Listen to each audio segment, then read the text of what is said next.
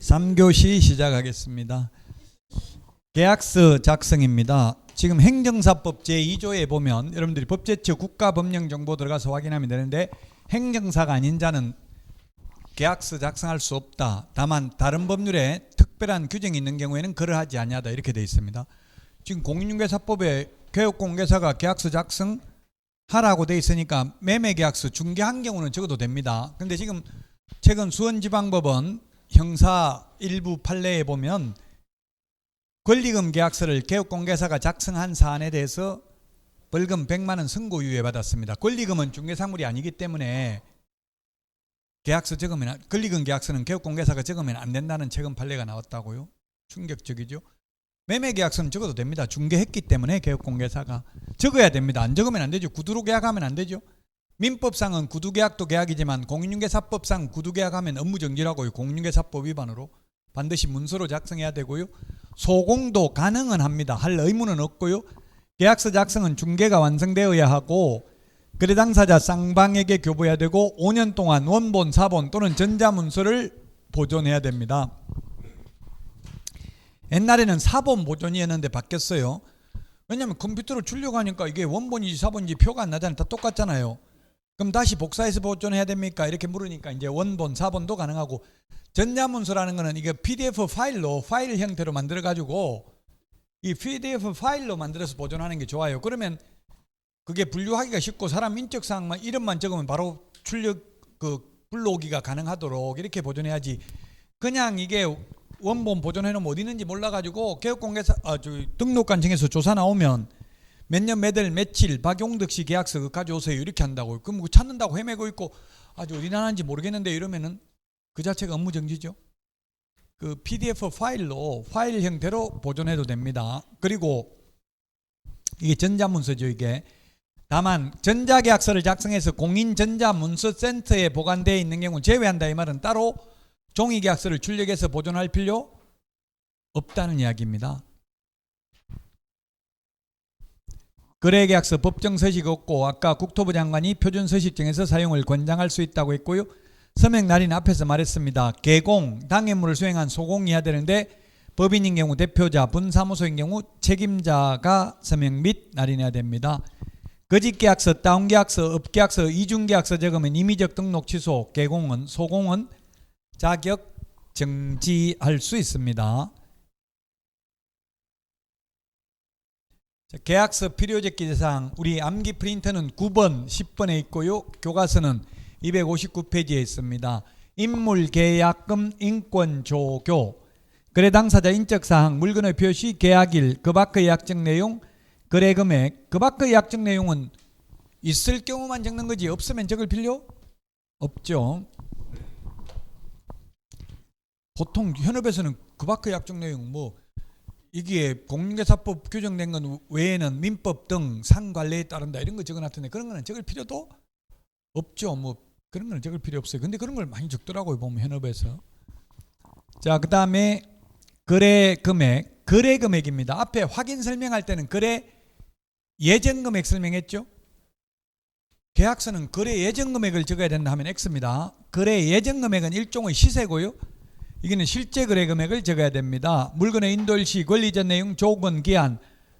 9번이 시험에 가장 많이 나왔습니다. 확인설명서, 교부일자, 암기 프린트 9번, 인물계약금, 인권조교.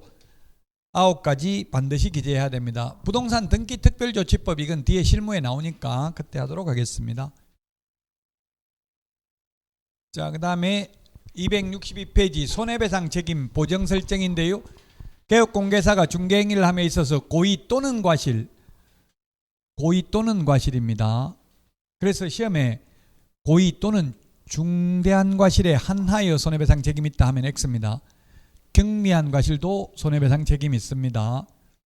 중대한 과실이라는 표현을 쓰는 건 4번 나옵니다. 민법 착오로 취소하는 경우 표의자에게 중대한 과실이 있는 경우 취소할 수 없다. 주택, 상가, 건물 임대차 보호법에서 계약 갱신 요구할 수 있는데 다만 임차인의 고의 또는 중대한 과실로 임차물을 파손한 경우에는 불가능합니다. 권리금 회수기에 보장, 고의 또는 중대한 과실로 파손한 경우는 권리금 회수기에 보장되지 않습니다. 4번 나옵니다. 우리 공인중개사법에는 중대한 과실의 하나여 하면 무조건 X입니다. 재산상 손해만 배상합니다. 32회 때 비재산상 손해 배상해야 된다. X입니다. 재산상 손해만 배상하고 쉽게 말하면 정신적 손해는 보험금으로 주지 않는다는 이야기입니다. 자동차 보면 사고 나면 정신적 손해 보험금 주죠. 합의금도 주잖아요. 병원에 입원했다 나오면 보통 한 200만 원 가까이 주죠. 저는 100만 원 받아봤는데요. 제 친구는 300만 원 받았더라고요. 똑같이 사고 났는데 저는 학원 강의해야 되니까 뭐 빨리 합의하러 오세요 이러니까 제가 하고 싶은 거잖아요. 합의를. 그러니까 100만 원 주는 것도 많이 준 줄 아세요 이러더라고요. 근데 제 친구는 들어놓아가지고 막 한의원 가겠다 이러니까 300만 원 줄 테니까 제발 한의원 가면 한 1년도 간대. 계속 침 맞고 이런 거는 뭐 안 아파도 가도 되잖아요. 그러면 합의금 많이 준다는 이야기예요. 그거 받아도 되는데 보험금으로 주는데 우리 공인중개사법은 재산상 손해만 배상해주고 정신적 손해는 보험금으로 주진 않는다. 보험금으로 주진 않지만 민법에 의해서 위자료 청구는 가능하죠. 민법상은 가능하지만 공인중개사법상은 재산상 손해만. 공인중개사법상 이 말은 보험금을 말하는 거예요. 보험금. 보험회사에서 주는 거는 재산상 손해만 배상해 준다. 다른 사람은 중개인이 장소 제공해도 손해배상해야 된다. 그 손해를 배상해야 된다. 그 손해. 시험에 보정 설정 한도액 범위 내에서 배상 책임이 있다. X입니다. 보정 설정 한도액 범위 내에서 책임 있는 게 아니라 손해액 전부를 다 배상해야 됩니다. 보험은 2억을 가입했는데 손해 10억 입혔으면 보험회사에서 2억 배상해주고 나머지 8억은 개인재산 가지고 배상해야 된다고요. 손해액 전부를 다 배상해야 된다는 뜻입니다. 보정 설정 한도액 범위 내에서 배상 책임이 있다. X. 손해배상 책임 성립 요건입니다. 조금 전에 했던 거예요. 고의가실, 개공의 고의가실, 그 다음에 고용인의 업무상 행위는 그를 고용한 개업공개사의 행위로 본다. 그러므로 직원 고의가실이 있거나 다른 사람은 장소 제공을 해야 되고요. 그 손해 발생과 고의가실 사이에 인과관계가 있어야 되고요. 재산상 손해만 배상하고 비재산상 손해 X 배상하지 않는다. 손해액 전부를 배상하지 보정 설정 한도액 범위 내에서 배상 책임이 있다. X입니다. 손해액 전부를 다 배상해야 된다. 조금 전에 이야기했죠. 2억 보험 가입했는데 손해 10억 입혔으면 보험회사에서 2억 배상해주고 나머지 8억은 개인재산 가지고 배상해야 됩니다. 암기 프린터 56번에 있습니다. 보정 설정 시기인데 처음 등록했을 때는 등록 후 업무 개시 전이고요. 분사무소 설치 신고의 경우 미리 매수 신청 대리인 등록 신청도 미리 가입을 해야 됩니다. 보정의 변경은 효력 있는 기간 중입니다. 효력 있는 기간 중에. 따라서 만약에 1년짜리 가입했으면 꼭 1년 만기 끝나야 바꿀 수 있는 게 아니라 중간에 6개월밖에 안 됐다 하더라도 새로운 보정을 가입하고 종전 보정 해지하면 해약 환급금 돌려줍니다.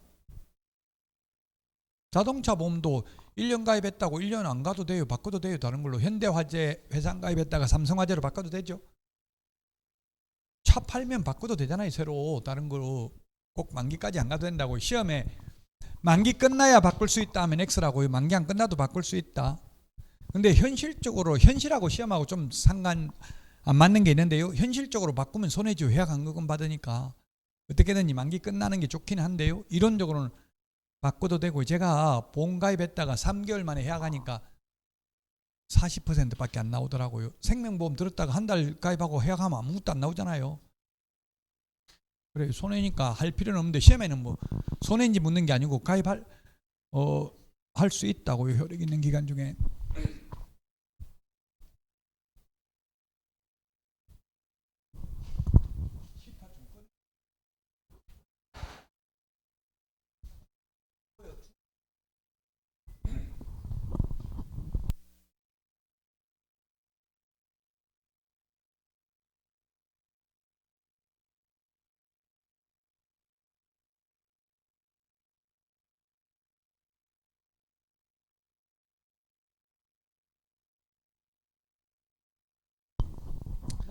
추우면 드세요. 보고 또 꽃샘추위라서 지금 날씨가 변덕이 심해요.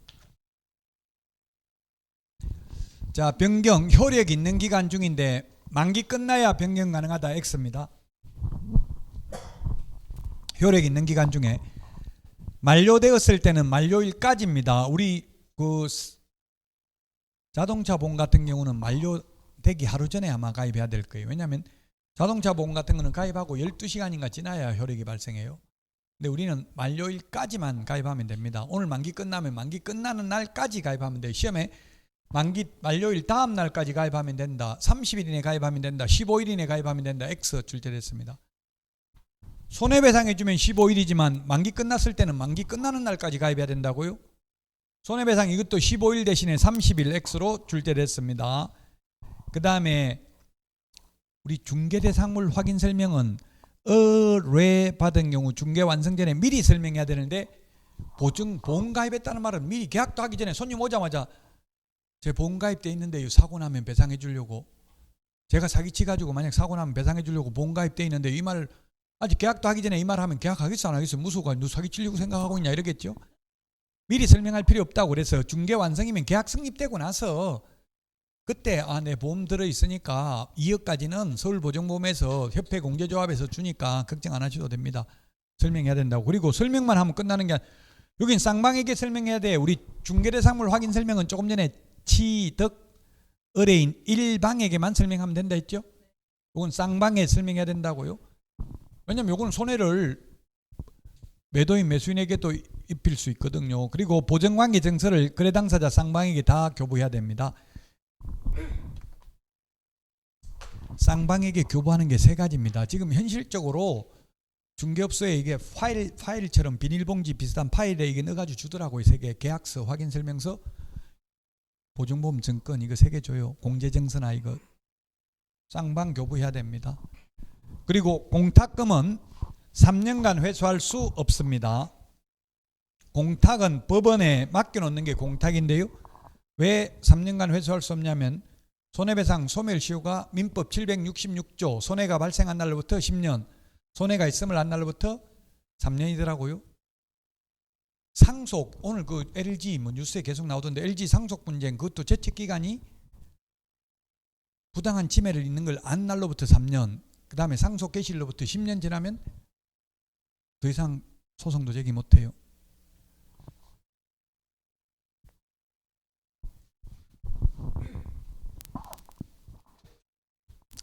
LG는 장자 상속이 원칙이 있나 봐요. 우리 집안에도 장자 형님한테 다 몰아줬거든요. 장자 큰아들한테. 저는 지금 재산 한 푼도 못 받았어요. 그 당시는 별로 안 억울했어요. 왜냐면 공시지가 100원밖에 안 했거든요. 시골에 있는 산. 근데 지금은 좀 억울한 측면이 있어요. 근데 이미 왜냐면 어머니를 제가 모셨거든요. 한 20년간. 그 어머님 살아계시는 동안 소송할 수 없잖아요. 형님하고. 어머니 빨리 돌아가시면 소송하려고 생각했는데 20년 넘게 모셔가지고 이미 채책기간 다 지나버렸어요. 근데 시골에 가니까 뭐 군청에서 장례삼 심었다고 뭐 3억 형님이 받았다 하고 이런 소리 들으니까 기분이 묘하긴 하더라고요. 그 법대로 받는 게 최고 좋아요. 요즘은 딸이든 아들이든 결혼했든 안 했든 무조건 똑같잖아요. 상속 지분이 자식은.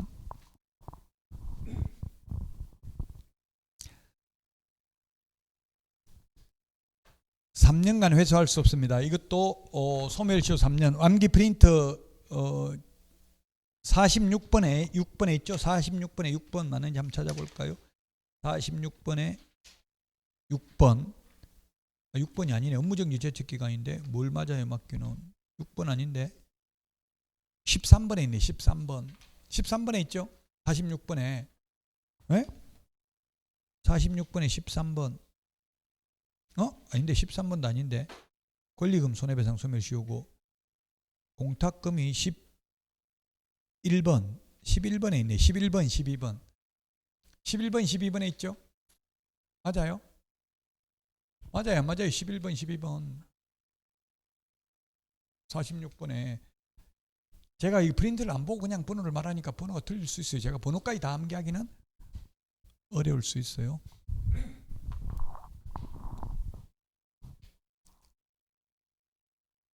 자, 보정 설정 금액 이게 올해 1월 1일부로 받겠다고요. 옛날에 작년에는 2억이었는데 올해 법인 4억.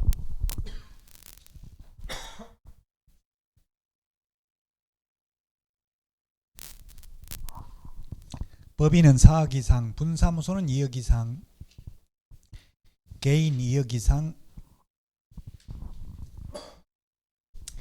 이게 바뀐 게 또 특수법인 2천만 원 이상입니다. 작년에는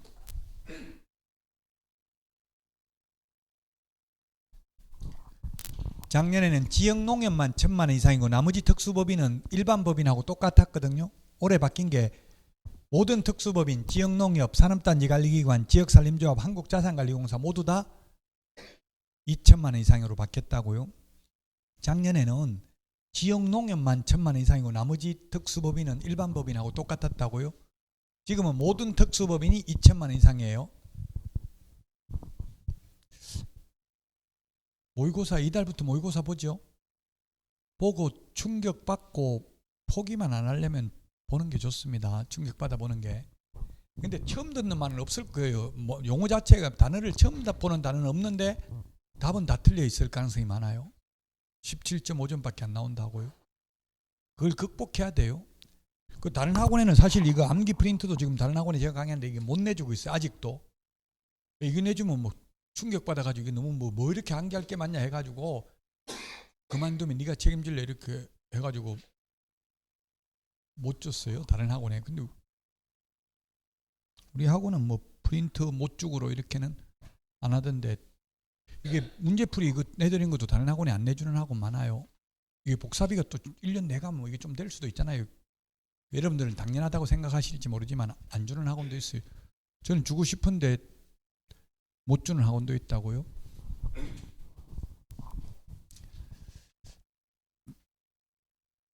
자, 그래서 계속 틀리봐야 된다고. 틀리는 연습을. 이것도 어쨌든 모든 특수법인이 다 2천만 원으로 바뀌었다. 작년에는 지역농협 하나만 1,000만 원이고 나머지 특수법인은 일반 법인하고 똑같이 1억이었다. 올해 1월 1일부로 2배로 올라갔습니다.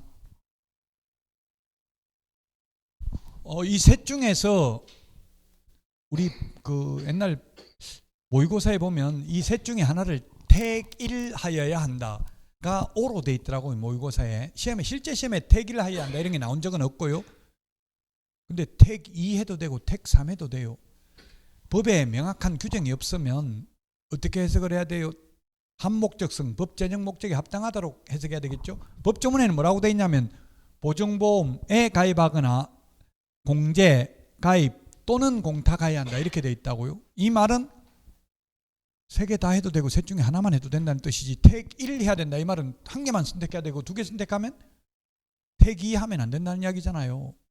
택2, 택3 해도 된다고요. 국민들한테 세 개 다 가입했다고 피해보는 거는 없고 손님들은 오히려 더 좋죠. 많이 가입해 놓으면.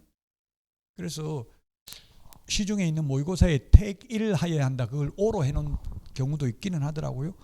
모의고사 보고 나서 뭐 잘못된 거 있으면 질문하시고 그 제 유튜브 채널에 모의고사 해설 강의는 올려놓을 겁니다. 제가 스트리밍 강의를 많이 해요. 그 스트리밍 강의는 그냥 실시간 생방송이거든요. 유튜브에서도 생방송 가능하죠. 구독자는 1,000명 넘어야 가능해요. 그냥 한두 명 돼가지고 스트리밍 할 수 있는 건 아니고요.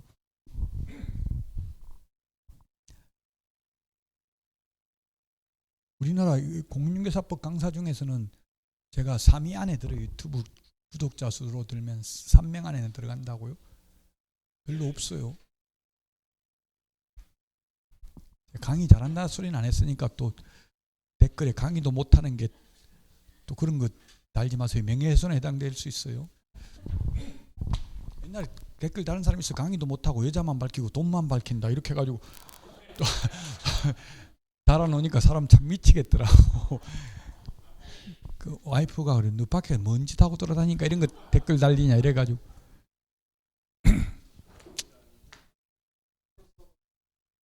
예? 반대로 뭐 괜찮으니까 그렇게 좀 쓰세요. 그런 건 괜찮으니까. 그 젠틀하고 너무 길게 쓰지 말고 그냥 강의 잘 들었다 한마디만 적어도 돼요. 자, 손해배상금 지급 절차입니다. 보증금 지급 절차인데요. 손해가 일단 손님이 의뢰인이 손님이죠. 매도인 매수인 매수 의뢰인 손님이 손해가 발생을 하면 개업공개사한테 손해배상 합의서 등을 확보해야 됩니다. 이론적으로는. 근데 현실적으로 합의 공제 약관에 보면 사고가 나면 먼저 공제자업에 통보하도록 돼 있어요. 마음대로 합의 못 해주게 돼 있어요. 공제약관에. 합의해주는 사람 한 명도 없습니다. 현실적으로는. 그럼 결론은 뭐 하냐면 전부 판결문 받아야 돼. 판결문. 법원으로부터 승소 판결문. 금 1억을 배상함이 상당하다. 그 판결문 받아가지고 그 판결문 가지고 이제 보험회사나 아까 그 세 군데가 있었잖아요. 보험회사, 공제조합 또는 공탁기관에다가 판결문 가지고 청구하는 거예요. 청구하면은 손해배상금을 지급합니다. 지급하고 나면 다 끝나는 게 아니라 보험회사는 개업공개사한테 구상권 행사합니다. 너가 갚아야 될 돈을 내가 대신 갚았으니 내가 갚은 돈을 다시 돌려달라고 요구할 수 있습니다. 그러니까 어떤 분들이 인터넷에 그럼 미쳤다고 보험 드냐 그러면 내도 어차피 내가 다 토해낼 바에 그런 생각이 들죠. 근데 이거는 자동차 보험 사고 안 낼 사람도 무조건 책임보험 들어야 되잖아요. 무조건. 종합보험은 들어도 되고 안 들어도 되지만 책임보험은 무조건 들어야 되죠. 이것도 억울해도 들어야 돼. 사고 나 토해내도. 그럼 또 왜 토해내냐. 생명보험이나 자동차보험이나 화재보험은 구상권 행사 안 하잖아요. 원칙적으로. 이거는 하는 이유가 아까 고의 또는 과실도 손해배상한다고 있어요. 고의도. 일부러 손해 입힌 것도 배상해요. 일부러 손해 입힌 걸 배상 안 하면 어떤 일이 생기겠어요. 자, 내가 2억 손해 입혔다고 합의서 써줄게. 2억 보험회사에 타가지고 반반 나눠 먹자 이럴 수도 있잖아요. 일부러 손해 입혀놓고. 그래서 구상권을 행사해요. 그러나 생명보험, 자동차보험, 화재보험은 일부러 사고 낸 거는 보험금 안 줍니다. 생명보험 들어놓고 2년 안에 자살하면 보험금 안 줘요. 제가 여기 지각 1년에 그때 작년에 한 번 했는데 자동차 누가 술 먹고 제 앞에다 딱 막아놔가지고 차를 못 빼가지고 지각한 적이 있는데요. 가만히 있어야 되는데 제가 그 보험회사 직원한테 이거 술 먹고 술 챈 것 같은데 안 그러면 이거 차를 박아놓으면 빼지. 그대로 아침까지 받쳐 있어야 앞에 차를 못 빼게. 그랬더니만 그 물어보더라고. 그 사람한테 음주운전했냐 하니까 시인하더라도 또 그 사람이 음주운전했다. 그러니까 보험금 지급 안 낸다. 그 당사자들끼리 합의하라 이러더라고요. 해결하라 하더라고요. 그러니까 구상권 행사할 필요가 없잖아요. 일부러 사고 낸 거는 보험금을 아예 안 주니까 처음부터. 강호순 씨 옛날에 그 장모 불내가지고 장모 죽이고 옛날 강호순 사건 있잖아요. 저 안산에 화재보험금 안 줘요. 일부러 사고 내가지고 불내가지고 부인하고 다 죽였잖아. 그 장모님하고. 자식은 안 죽이고 그렇게 했죠. 그러니까 그런 거는 보험금 안 준다고. 화재보험금. 우리는 일부러 사고 낸 거는 자동차 보험 같은 거는 일부러 사고 낸 거는 보험금을 안 주니까 구상권을 행사하는데 우리는 일부러 사고 낸 것까지 보험금을 주니까 구상권 행사할 수 있다. 자, 그 다음에 재보정 설정. 손해배상 해주고 나면 15일 이내 재보정 설정이다. 만기 끝나면 만기일까지 가입해야 된다 했죠. 근데 손해배상 해주고 나면 15일 이내에 재설정해야 된다. 자, 278에서 283 계약금 등의 예치 권고 제도. 요거는 시험에 뭐 해마다 나오는 파트는 아닙니다. 278페이지에 있는데 이게 뭐 어디 출제됐다고 적혀 있는 게 279페이지 맨 밑에 예치 명의자 나왔네요. 최근에 나오긴 했네요. 계약금 등의 예치 권고 제도입니다. 매도인이 있고 매수인이 있고 그 다음에 매수인이 매매대금 돈을 지급하고 매도인은 등기를 넘겨주면 되는데 동시행을 해야 되는데 우리나라에서는 지금 동시행을 하는 게 아니라 원래 동시행이면 민법 186조 법률행위로 인한 물권 변동 효력은 등기해야 됩니다. 그럼 등기부에 등기관이 기재하는 순간 잔금 치러야 되는데 현실적으로 등기 이전에 필요한 매도용 인감증명서 이런 서류만 주고 돈 받잖아요. 그럼 불안하다는 얘기. 이게 가짜 서류 주고 돈 받아 챙겨 뿌릴 수도 있으니까 이게 예치기관에다가 맡겨놨다가 확실하게 문제가 생겼을 때 만약에 이중매매 등을 했을 때 떼이지 않고 돌려받을 수 있는 장치를 마련한 후에 예치기관에서 매도인에게 주는 제도입니다. 강행 규정이 아니고 권고니까 임의 규정이죠. 처벌 규정 없죠. 안 해도 권고사항이다. 개업공개사가 거래의 안전을 위하여 필요한 경우 거래 당사자에게 계약금 등을 예치하도록 권고할 수 있다. 계약금 등에는 잔금도 포함된다. 옛날에는 계약금 중도금만 포함되는데 법이 바뀌었어요. 법이 바뀐 이유가 잔금도 동시행을 안 하고 있다는 이야기예요. 그러니까 잔금 원래 동시행이면 잔금은 동시행해야 되지 예치하면 안 되죠.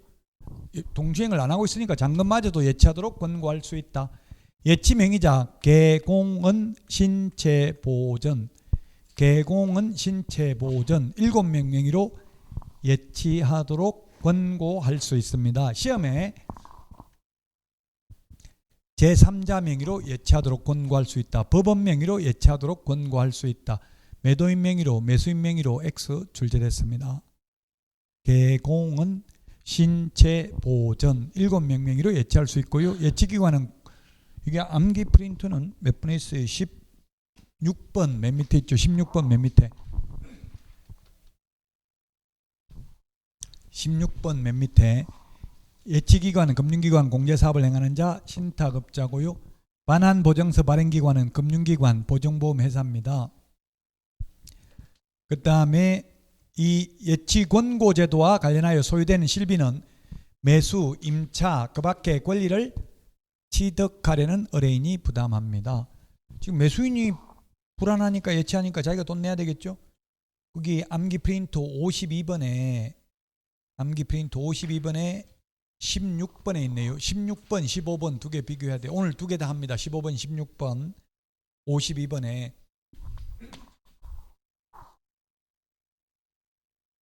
자, 중개보수입니다. 중개보수는 두 문제 정도 출제됩니다. 중개보수 청구권은 의뢰 계약 시 발생을 하고요. 행사는 중개 완성돼야 된다.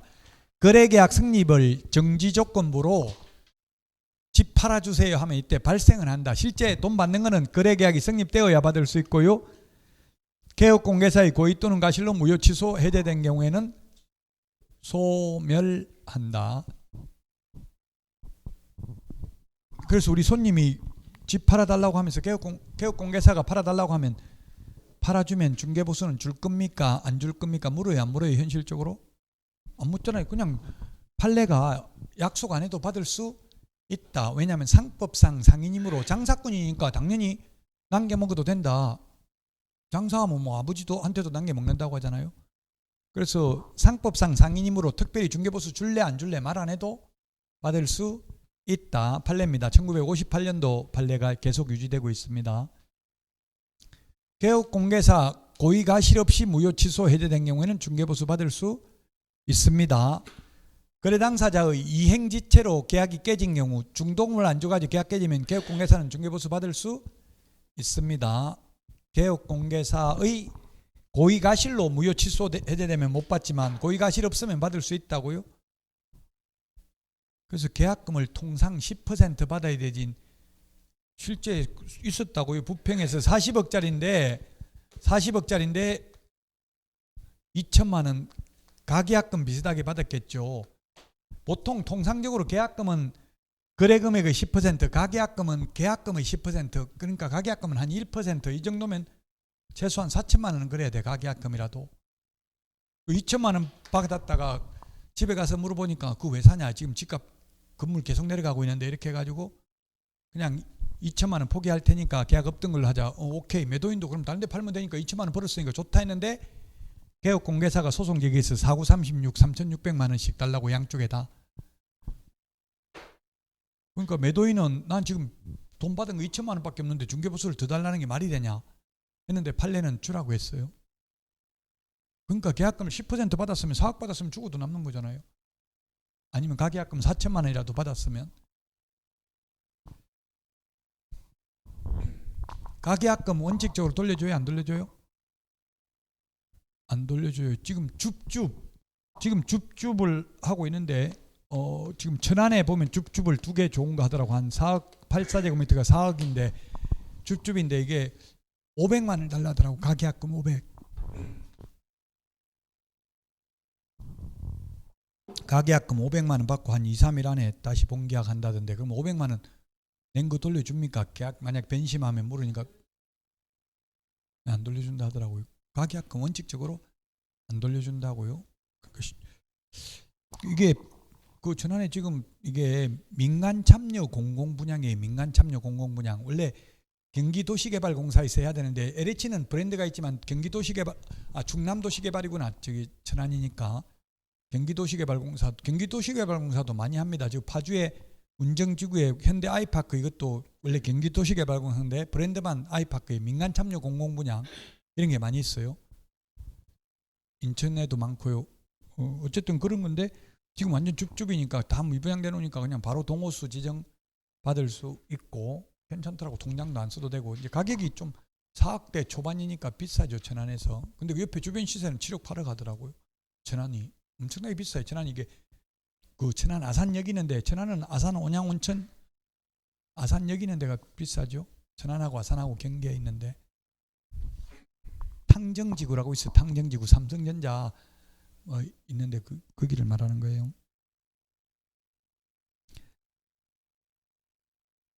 그러니까 가계약금 여러분들 쉽게 생각하고 가계약금 그냥 입금시켰다면 거의 못 돌려받는다고 봐야 되겠죠. 아무 말 안 하고 줬으면.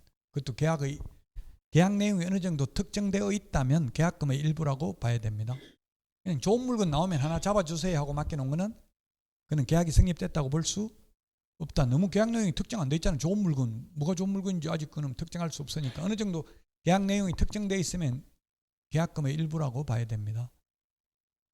그러니까 보통 요즘 개업공개사들이 가계약금 하면 문자 바로 오더라고. 뭐 몇 동 몇 호에 대한 계약금 중 일부임 이렇게 해서 바로 문자 와요. 그럼 못 돌려받는 거죠.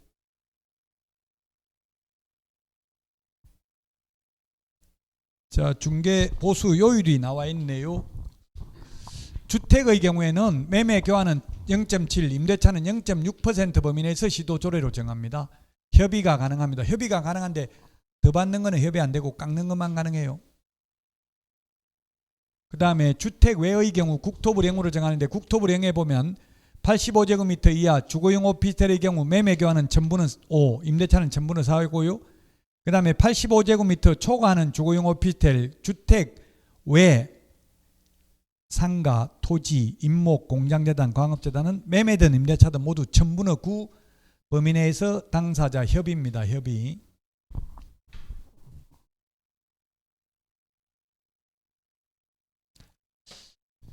중개보수는 거래금액에다가 요율을 곱하는데 산출액이 있고 한도액이 있으면 한도액 범위 내에서만 받을 수 있습니다. 쌍방으로부터 각각 받습니다. 쌍방. 그리고 주택의 경우 중개사무소 소재지 시도조례입니다. 사무소가 여러분들이 이천에 있으면 원주시, 강원도 원주시에 있는 아파트 중개도 강원도 조례가 아니라 이천시 조례가 아니라 경기도 조례죠. 시도 조례니까. 출제가 엄청나게 많이 됐어요. 근데 출제위원들이 현실을 모르니까. 근데 현실적으로는 16개 시도 조례가 똑같아요. 그럼 출제할 실익이 없잖아요. 어차피 똑같은데. 근데 시험에는 계속 나온다고요. 출제위원들은 법 조문만 보고 하지 실제 어떻게 되어 있는지는 몰라요. 출제하는 교수님한테 와 교수님은 시험 보면 100점 받겠네 이러니까 나 자격증 없다. 난 한번 자격증 못 딴다. 이러더라고. 출제하러 가는 교수님이.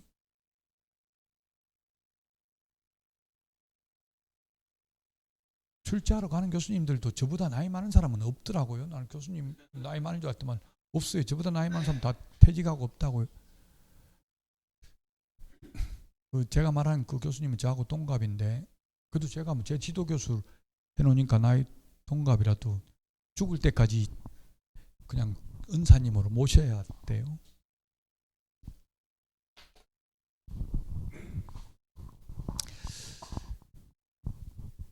자, 그 다음에 겸용주택 상가하고 주택이 겸용이면 주택의 면적이 2분의 1 이상이면 전부 주택에 대한 보수를 적용합니다. 2분의 1 이상입니다. 초과가 아니라 2분의 1 이상.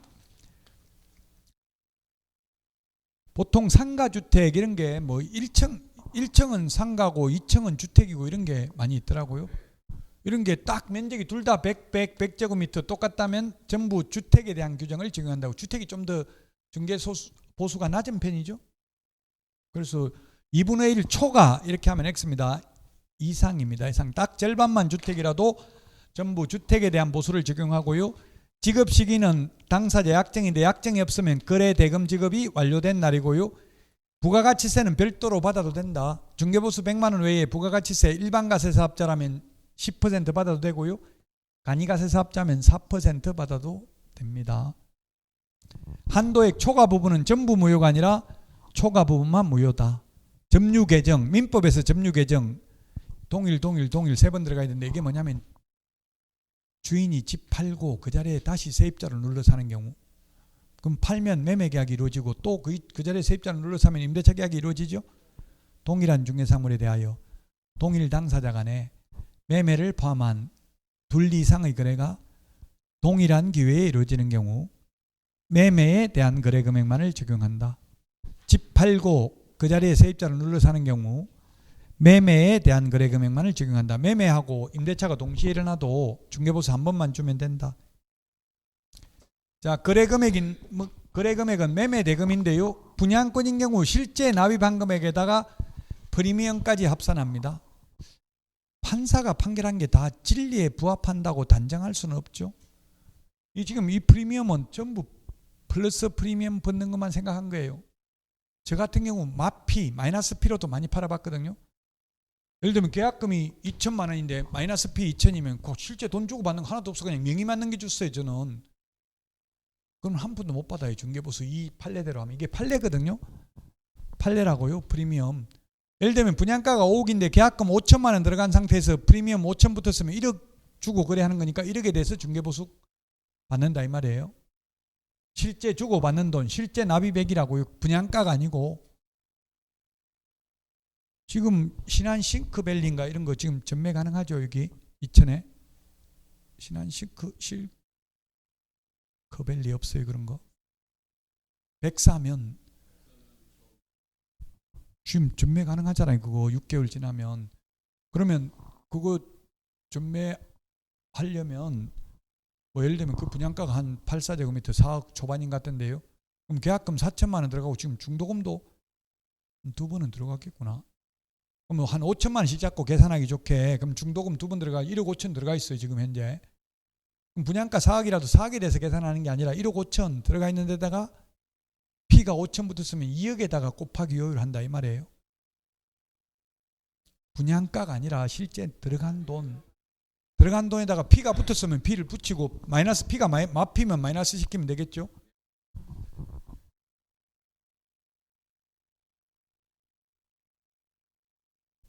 요 앞에 보이는 레이크뷰 저거 아파트 저것도 P가 거의 요 앞에 지금 호수 있죠. 그것도 거의 P 안 붙은 것 같은데요. 거의. 예? 앞이라고요? 이천하고 평택 이런 데가 많이 올랐었는데 옛날에는 비규제적이고 다른 데는 규제적이라서 좀 올랐었는데 지금 다 규제적 풀리버리고 나니까 아마 좀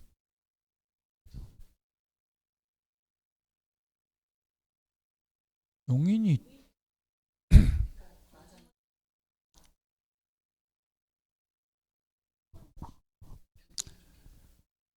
용인도 면이 많아요. 면.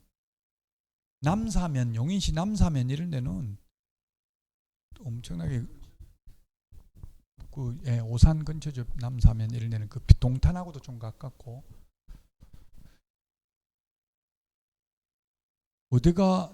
미래에 어디가 올라갈지 이거는 아무도 몰라요.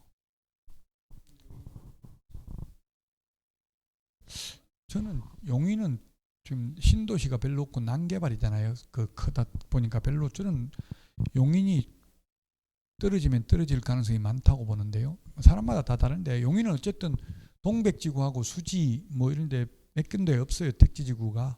수지는 근데 난개발이거든요. 수지는 신도시라도 기반시설이 거의 없어요. 도로 같은 거 이런 게. 동백은 좀 계획도시긴 하고. 동백은 그 에버라인 라인인가 경전철 다녀요. 한양 다니더라고. 한양 한 개.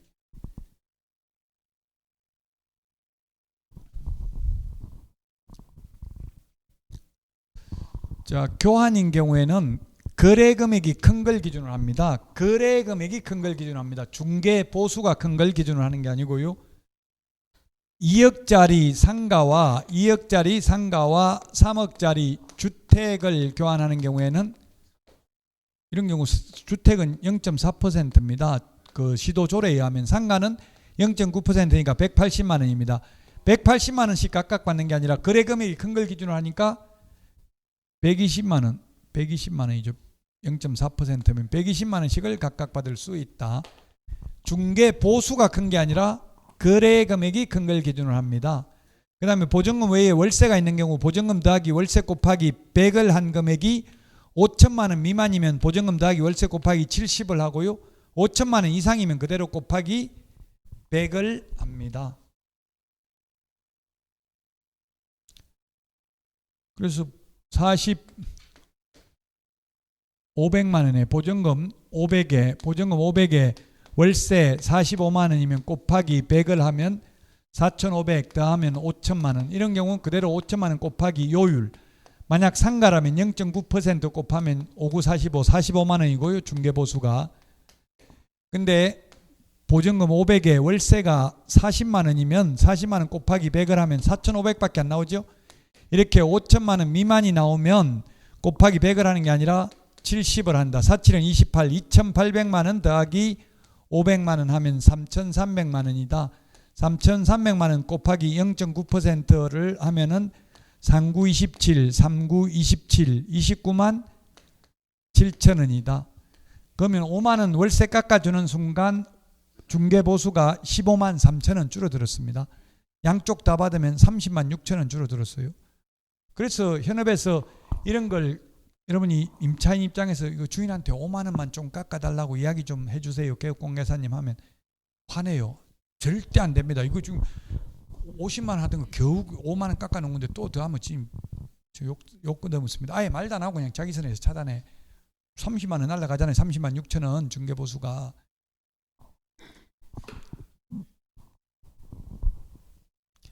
이게 자꾸 미는 놈의 인터넷에 글 올리면 이게 원래는 무조건 다 곱하기 100이었어요. 그래서 안산에 있는 분들이 젊은 분들이 월세 사는 분들이 이게 많이 올렸다. 너무 월세 사는 사람 너무 중개보수 많이 올랐다. 이렇게 항의 댓글이 엄청나게 올라와가지고 바뀐 거예요. 70으로. 왜 60 아니고 70이냐. 그냥 규칙 그렇게 만든 거니까 70 숫자는 암기해야 되죠. 네, 좀 오래됐어요. 그 옛날에는 이게 뭐 바뀐 배경은 시험에 안 나와서 말하는데 옛날에는 월세 곱하기 24개월이었어요. 옛날에는 보통 2년 계약하니까 24개월 했었다고 옛날에. 지금 다른 나라들은 보면 거의 다 중개보수가 2달 월세 또는 1달 월세를 중개보수로 많이 지급해요. 다른 나라에서는 미국은 뭐 그렇진 않지만 유럽 같은 나라, 독일 뭐 이런 데 다 거의 2달 월세를 준다더라고 중개보수를. 그래서 우리나라도 2년 계약하니까 월세 곱하기 24개월 했다고요. 월세 곱하기 24개월 하다가 곱하기 100을 하니까 5배 가까이 올라간 거잖아요. 너무 많이 올랐다 이렇게 하는 바람에 곱하기 70으로 바꾼 거예요. 옛날에는 월세 곱하기 해당 기간 월수를 했다고 옛날에 바뀌기 전에는. 근데 지금은 무조건 100으로 한 거예요. 100 곱하기 100으로 했다가 이제 소액 임차인인 경우는 곱하기 70으로 바꿨습니다.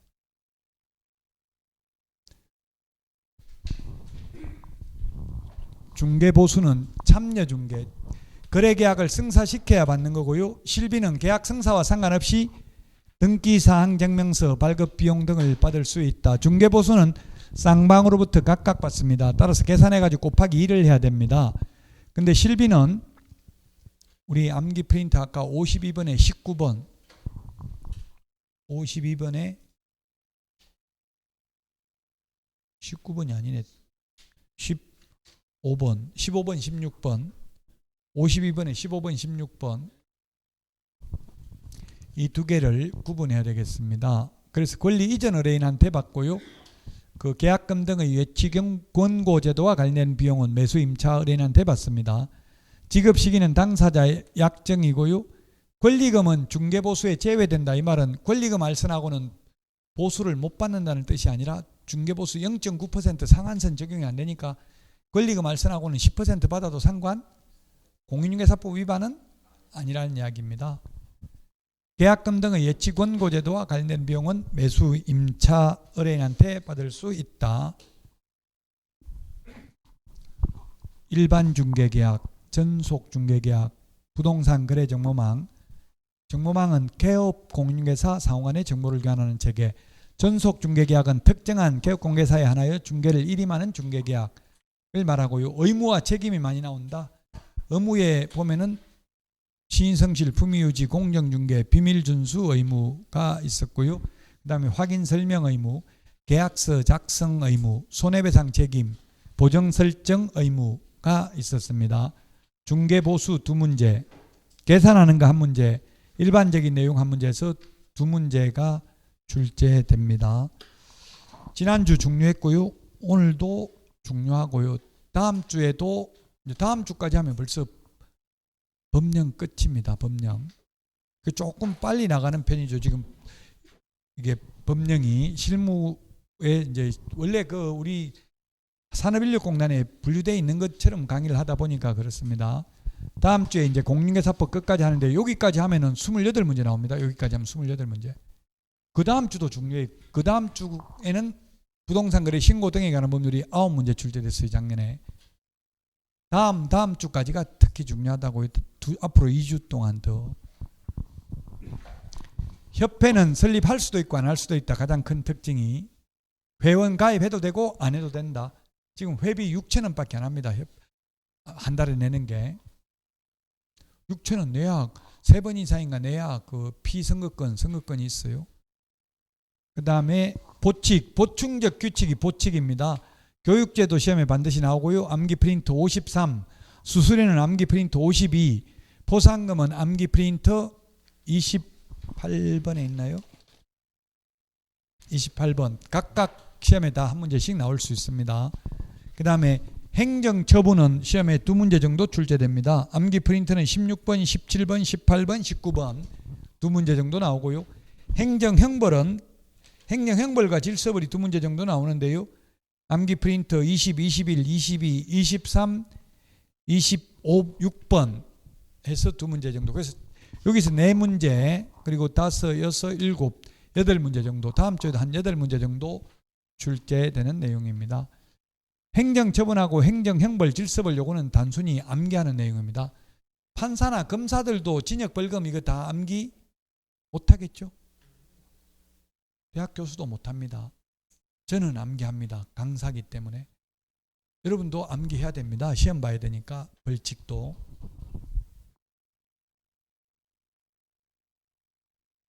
자, 여기까지 하고 쉬었다가 오늘 문제 보도록 하겠습니다.